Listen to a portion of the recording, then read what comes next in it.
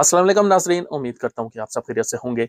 आपने नया वीज़ा लिया, आप सऊदी अरब आए, आपका अकामा इशू नहीं हुआ। क्या आपकी कंपनी या आपका कफ़ील आपका खरूज नहाई इशू करवा सकते हैं? क्या आपको खरूज नहाई पर आपके मुल्क वापस भेज सकते हैं? इस शॉर्ट वीडियो में पूरी तफ़सील आपके साथ शेयर करूँगा, तो आप सबसे रिक्वेस्ट है कि आपने ये शॉर्ट वीडियो एंड तक लाज़मी देखनी है। और अगर आप सऊदी अरब के डेली अपडेट्स जानना चाहते हैं, तो हमारा यूट्यूब चैनल लाज़मी सब्सक्राइब कर लें।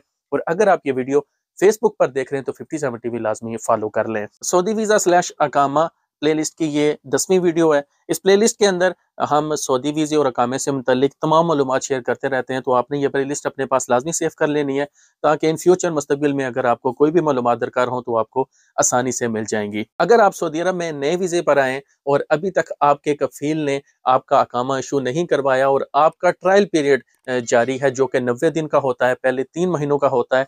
अगर आपका कफ़ील चाहे तो आपका अकामा इशू करवाने से पहले आपके ट्रायल पीरियड के दौरान आपको खरूज नहाई पर आपके मुल्क वापस भेज सकता है।